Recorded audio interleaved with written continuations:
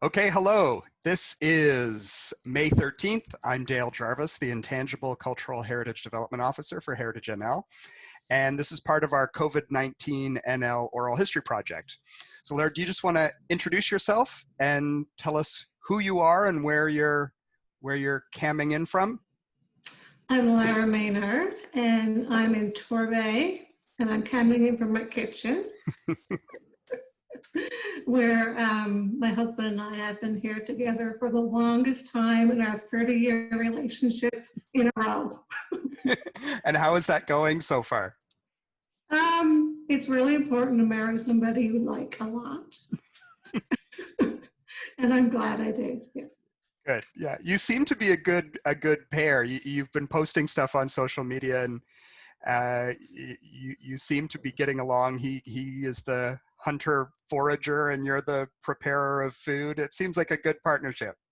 It is. Like, we're kind of chalk and cheese, but for survival it works out really. So that's your immediate bubble, right? Mm-hmm. And yes. have you double bubbled with someone now? We have not double bubbled. I have some high risk factors, so I'm going to stay in my bubble for a while. Yeah. I'm sitting in my bubble as well, so I'm just waiting to see what happens. So how has this impacted your lives since it's all started, since the lockdown has started? At the beginning, it hasn't changed my life drastically because I'm home a lot anyway. But for the first couple of weeks, Andrea works for the provincial government, so he's a public servant. And he also, on his off hours, does tile work and concrete and that kind of thing. So at the beginning, there was kind of a scramble going, you know, what happens now? Does he go to work? Does he not go to work? And so the tile job started to get canceled pretty quickly from his end as much as anything, because he didn't want to go into people's homes, and I guess people probably didn't want to go into his homes. And then there was whether he could get materials or whatever anyway. And his provincial department took a little while to get adjusted to the staying home thing, and then they had everybody come in to pick up their equipment. So now he's working at home for his day job, but there's no tiles. But we had a little bit of DIY done around here that wouldn't have got done otherwise, so that worked out. I now have an extra clothesline that I've been asking for since about 2005. That got done, so it's working out okay. Very good. Yeah, you've been posting. Now, I should preface this by saying you are always posting something that looks delicious. But I know you've been creating and baking, doing all kinds of things. Maybe we can just start off a little bit about your background as a. Do you think of yourself as a baker, as a cook, as a what? How would you define yourself? I like to cook comfort food. Yeah. Like I'm a soups and stews kind of gal, as far as cooking goes. But I enjoy baking more, so I think of myself as more of a baker. Right. How did you get started as a baker? Definitely at home in my mother's kitchen. I remember one of the first things I ever made was a cake called Lazy Ruth cake that was in one of those church lady cookbooks. You know, the ones like the church ladies do for fundraisers. And there was this Lazy Ruth cake, and I made that, and I was really proud of that because it was one of the first things I made that came out perfectly. But then sometimes with my cousin Greg, mostly from next door, would come over, we would bake things, and some of them were interesting. I remember one time we did make this cake that had Jell-O in it. It was kind of like a dream Jell-O cake. It was made with like a cake mix and then Jell-O poked down in that, and then Dream Whip on top, and that came out really well. But my friend Nancy used to come over and bake with me sometimes too, and we made a cake that literally bounced. Like you could bounce it. You didn't eat it, but it was a lot of fun. So I've been baking for a long time. Yeah. One thing though I never baked until the last couple of years was bread, or I never baked it successfully. So now that, you know, bread is the COVID time thing to bake, I'm mastering bread. Yeah, yeah. Now you also, as well as being kind of a home baker, I know that you were involved with the farmers market and making things. So you're more than just the average baker, I would say. You I'm are. fairly confident about Yeah. my baking abilities, except for yeast. Up to this point, I haven't confidently conquered yeast, but yeast is getting there. Yeah, yeast is one of the things that's on my list to talk to you about. When you were doing stuff with the farmers market, what kinds of material were you preparing? The most popular thing was partridge berry brownies. So it was just brownies with partridge berries in them that I picked, or my dad picked, or somebody picked, and that was the most popular thing. I can't remember. I used to make marshmallows. Mm-hmm. Do marshmallows. I made some of those last month actually, because in my family there was a couple of April birthdays, and usually I make all the birthday cakes in the family. And so my sister and her daughter, my niece, both had April birthdays, and they're just down the road from me. So I delivered birthday cakes to the backyard, and one of them was piled with marshmallows. So, and that worked out because that was strategic. And I wanted to be able to cut out a great big piece of cake to keep for us, because we couldn't sit down and have cake, with the family. So I cut out a big piece of the cake I had made and filled it in with marshmallows, so it looked like it was part of the design.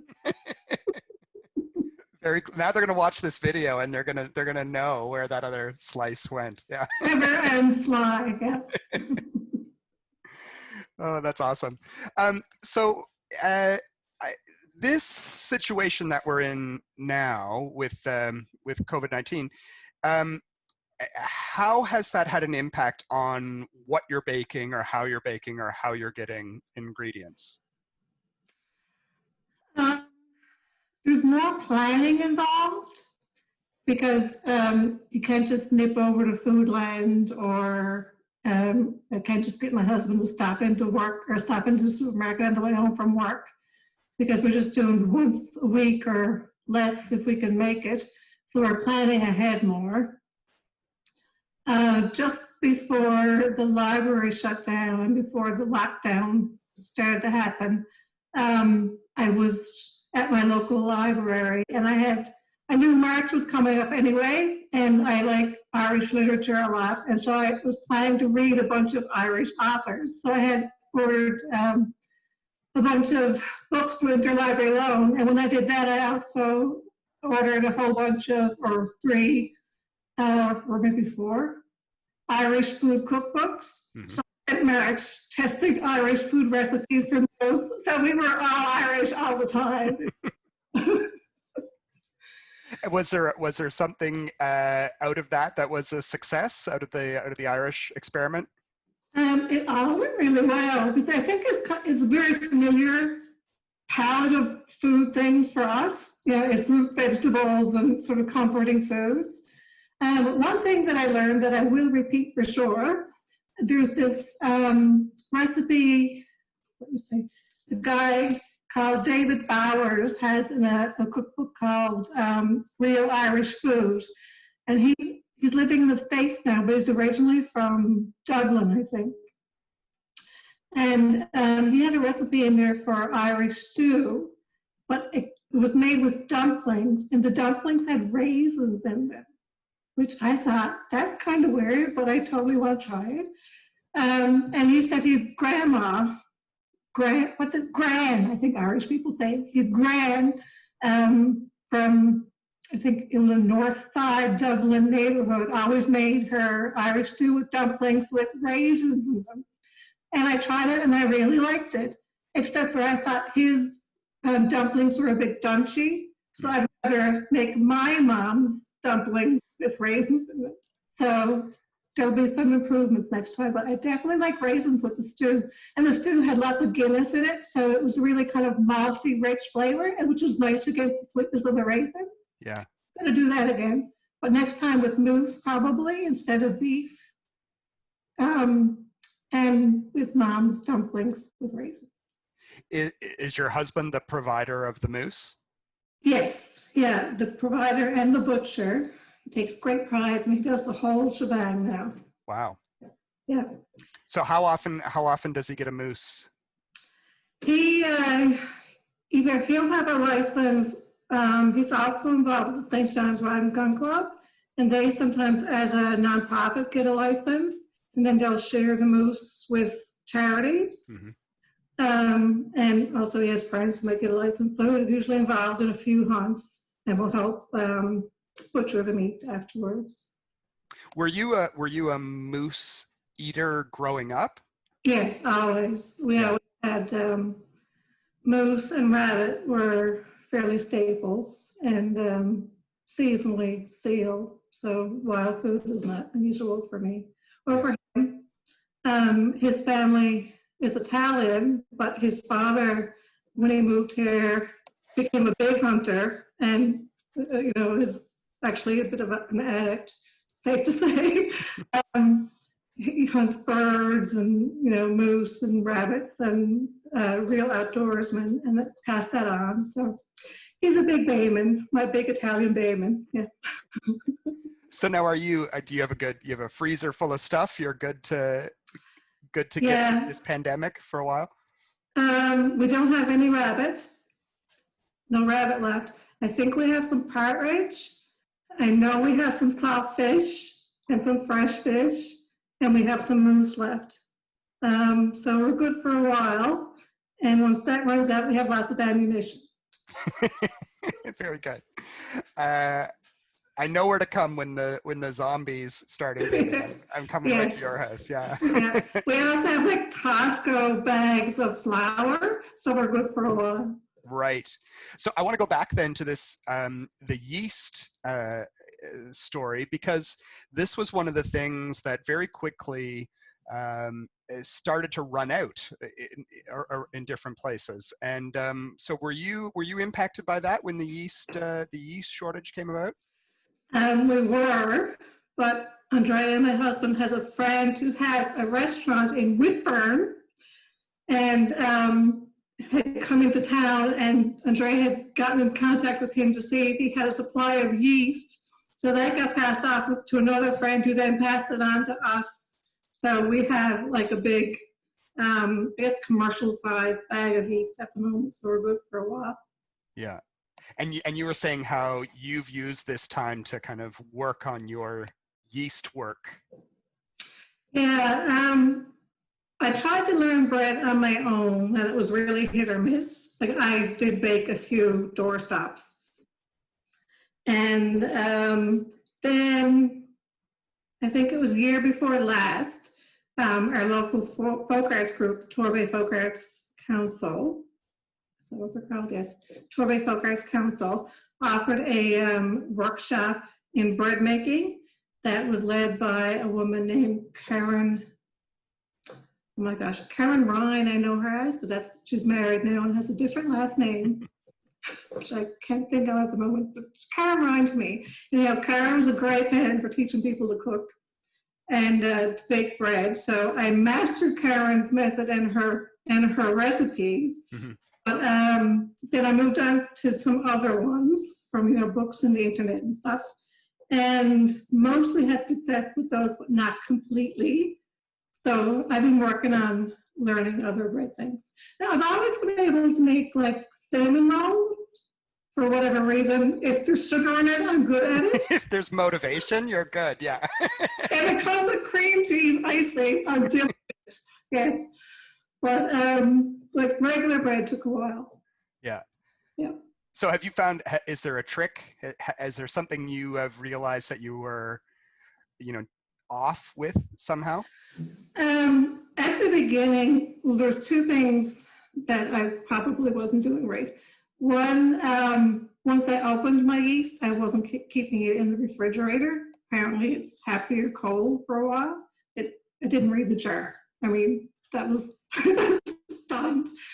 And the other thing, I don't think I was always afraid of killing the yeast with hot water, because there are a lot of recipes saying, it has to be 100 to 103 degrees or whatever.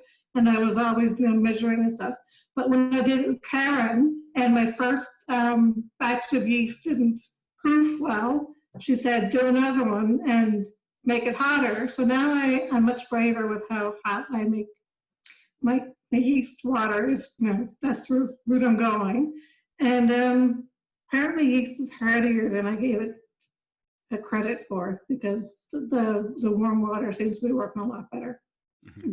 Gosh, like I let the kitchen tap run for a while before I measure out the water. So where do you talk about taking and learning from Karen, learning how to make bread? Where do you acquire your skills? How do you learn new things? There are a certain number of things I think I picked up from my mother, like little tips, like not over beating muffin batter, so it won't be chewy or whatever, and making sure you beat your bread batter enough or your cake batter enough because it needs to be tender and things like that, or how to separate an egg. Those sorts of basic things I think I learned, from my mom. Other things is just been mostly cookbooks, picking them up and giving it a try. A lot of trial and error. And in recent years, a bit more online stuff. But I still really like a cookbook, like to sit down and, because I like books, I guess. I'm a bookish person. So I like to sit down and be able to earmark things and put in lots of these, and then make notes.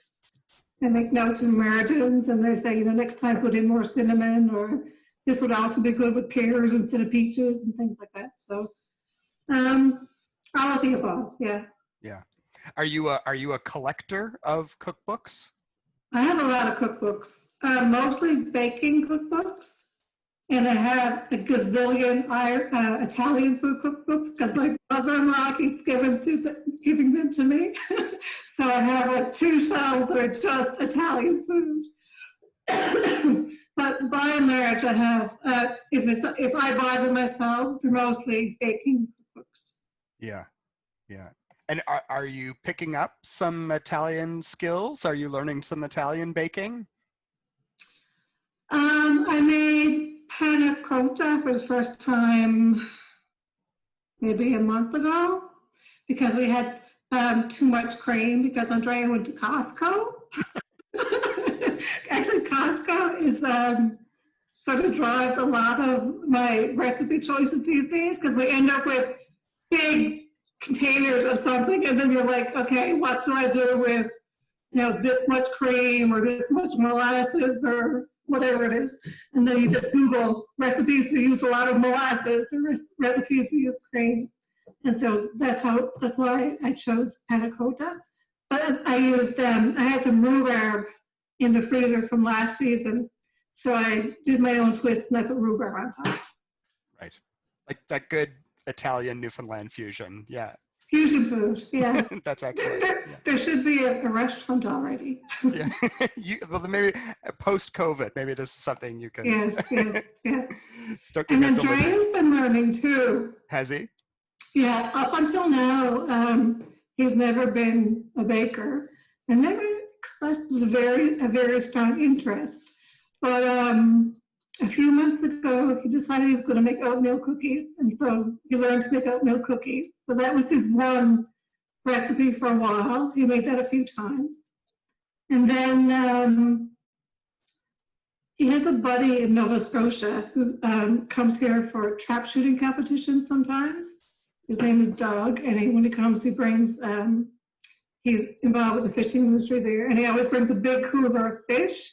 And it turns out Doug is a big cook and a baker. So, male bonding food happens. And so Dave was sending pictures back and forth now. And I guess once he realized Doug was doing bread, that he should do bread too. So he decided one morning he was going to make bread. And he was going to do it by himself. He didn't want any input from.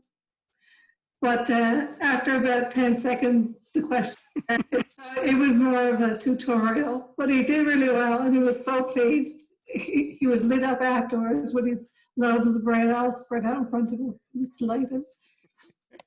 Do you have a favorite thing to make? Like, is there a style of baking or a type of baking that you really enjoy? My favorite are the comfort food kinds of bake, like gingerbreads. One of the things that I learned to do in March from the Irish food cookbooks was a marmalade pudding, which is like a marmalade squishy cake. Yeah. Yeah, so I like the comfort foods. I'm not really enthused to make or eat like fancy things. Like every now and then, if somebody asks me to make something for a cake auction or whatever, I'll make something, to be pretty and fancy. But left to my own devices, I'll mostly do, gingerbread. Andrea loves apple pie. It's the only dessert he has real interest in.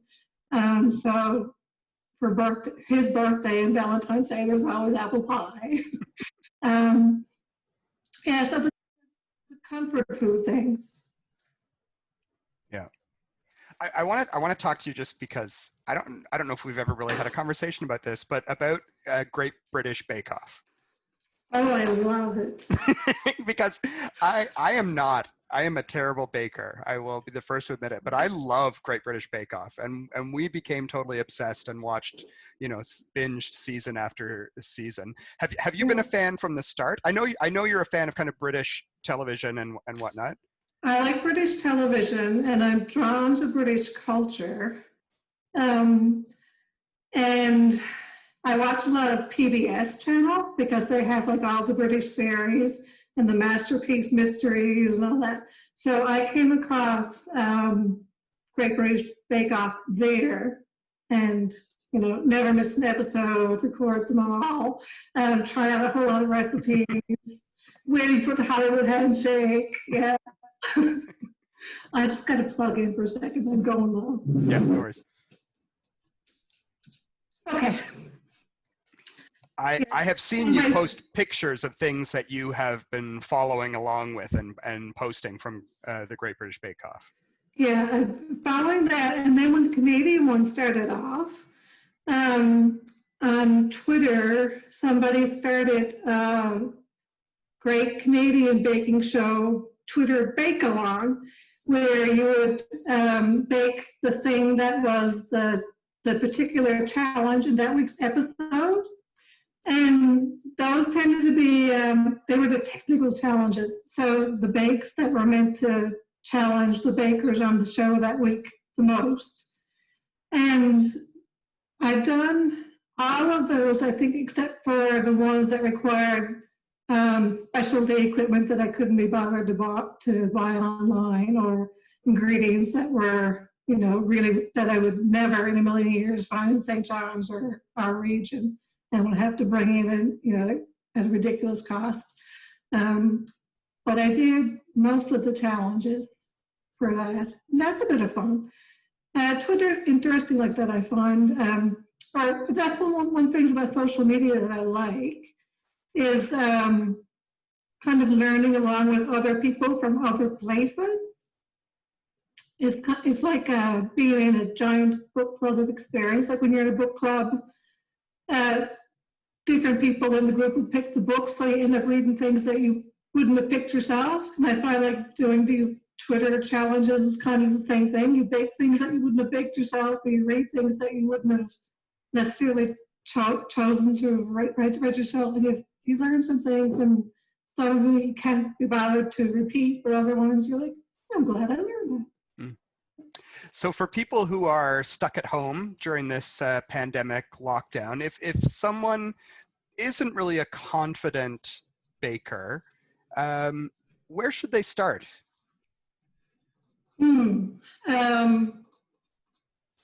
I think the basic things like scones or scones, if you're a scone person, is a good start. You just need some butter and flour and sugar, sometimes eggs.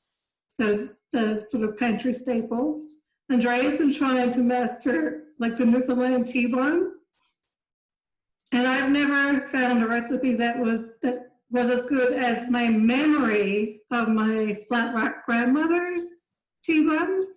Like I remember as a kid, I have a very distinctive taste memory of what a T-bone ought to taste like. Mm. And I have never had that again. The ones that, like, we've tried the Rock Recipes T-bone from his website. We've tried Bonita's recipe for Newfoundland T-bones from her website and YouTube channel. But they're not quite right to me. And I've been trying to figure out what it is about them. And I think one thing, the ingredients are too good. I think Nan just would have used margarine and not actual real butter. So next time we go to the store, I need a block of margarine and none of this hoity-toity natural real butter stuff.